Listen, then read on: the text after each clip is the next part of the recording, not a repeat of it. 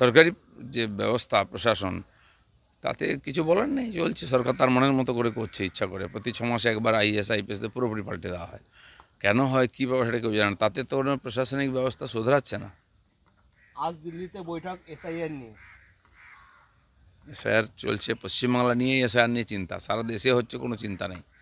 তো সেই জন্য এখানকারকে জটিল করে করে আরও বেশি লেন্দি করার চেষ্টা চলছে।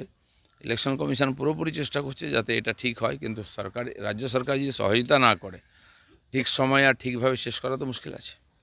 মুর্শিদাবাদে হুমায়ুন কবির মেয়ের শ্বশুর বাড়িতে ব্যাংক অ্যাকাউন্ট সম্পত্তি ফিজ করলো পুলিশ, মাদক পাচারের অভিযোগে। পশ্চিমবাংলায় পুলিশ যেটা করে বেশিরভাগ রাজনৈতিকভাবে প্রেরিত হয়ে করে। তো যদি অন্যায় করে থাকে তো নিশ্চয়ই তার ব্যবস্থা নেওয়া উচিত, কিন্তু হুমায়ুন কবির প্রশ্ন তুলেছেন, আওয়াজ তুলেছেন সরকারের বিরুদ্ধে, বলে তার পরিজনের বিরুদ্ধে পুলিশ ঝাঁপিয়ে পড়বে, এটা গণতন্ত্রের মধ্যে হতে পারে না। শহরে উদ্ধার বিপুল অস্ত্র, গড়িয়া থেকে বাইপাসে যাওয়ার একটি অটোতে 6টি আগ্নেয়াস্ত্র, 11 রাউন্ড গুলি পাওয়া গেল। সারা পশ্চিমবঙ্গব্যাপী অস্ত্র শস্ত্রের কারখানা তৈরি হচ্ছে, বোমের আওয়াজ, বোম ফাটছে, মারা যাচ্ছে লোকেরা, বাচ্চারা। বন্দুক তো কলকাতায় পাওয়া যাচ্ছে, জেলায় জেলায় পাওয়া যাচ্ছে। তো সারা দেশ থেকে বোম বন্দুক এখানে জমা করা হচ্ছে বোধহয় ইলেকশনটাকে রক্তাক্ত করার জন্য।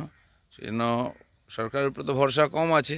কেন্দ্র সরকারের নজর রাখা উচিত এখানে, নাহলে তো মুশকিল হয়ে যাবে এখানে নির্বাচন করা আর ভোট দেওয়া। নির্বাচন কমিশন ডিজিকে কালকে শোকজ করলো, যেভাবে কোনো কিছু ব্যবস্থা গ্রহণ না করার জন্য, কি বলবেন? আগেই করা উচিত ছিল। সুপ্রিম কোর্টের রায় সত্ত্বেও নির্বাচন এখানকার ডিজি থেকে আরম্ভ করে পুরো পুলিশ বিভাগ কোনো সহযোগিতা করেনি। যে ধরনের হিংসা হয়েছে এসআইআর শুনানিতে, বা সাধারণ মানুষ এবং বিরোধীদের যেভাবে মারপিট করা হয়েছে, প্রকাশ্যে টিএমসির নেতা এমএলএরা ধমকি দিচ্ছে, মারছে রাস্তায়, আর পুলিশ দাঁড়িয়ে দেখছে। তারপরেও কোর্টে বলার পরেও কোর্টের সিদ্ধান্ত মানছেন না ওরা। অথচ মমতা ব্যানার্জি এসআইআর থেকে বাঁচার জন্য বারে কোর্টে যাচ্ছেন, নিজে কালো কোর্ট পড়ছেন। তো এই যে পুরো সিস্টেমটাকে ডিস্টার্ব করে দেওয়া হচ্ছে, এটা পুলিশের জন্যই সম্ভব, পুলিশকে কাজে লাগিয়ে হচ্ছে। তো আমার তো মনে হয় এরকম পুলিশ অফিসারদের পুরো সাসপেন্ড করা উচিত, বসিয়ে দেওয়া উচিত চাকরি থেকে। চূড়ান্ত ভোটার তালিকা প্রকাশ আরও অনেকটা পিছিয়ে যেতে চলেছে, প্রায় 28 তারিখ হতে চলেছে এমনটাই জানা যাচ্ছে, কি বলবেন? এই যখনই হোক, যতক্ষণ না ওটা পরিষ্কার হচ্ছে, জেনুইন হচ্ছে, ভুয়ো ভোটার বাদ যাচ্ছে, ততক্ষণ পর্যন্ত এই প্রক্রিয়া চালানো উচিত। সেই জন্য বেশি লোকবল লাগানোর জন্য আর নির্বাচন কমিশন বলেছে, কিন্তু রাজ্য সরকার সহায়তা করছে না। কতজন অফিসার লাগবে হ্যাঁ বলে দিচ্ছে, কিন্তু কারা কোথায় যাবে সে অফিসারদের কোনো নাম নেই। রাজ্য সরকারই চাইছে না এসআইআর ঠিক সময় ঠিকভাবে হোক।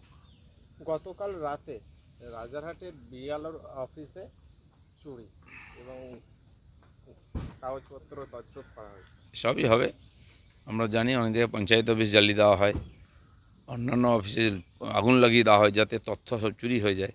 তাই বিএলও অফিসকে টার্গেট করা হয়েছে। বিএলও অফিস তার কিছু না, সরকারি অফিস। টিএমসি চাইলে সবকটা লুটপাট করে নিতে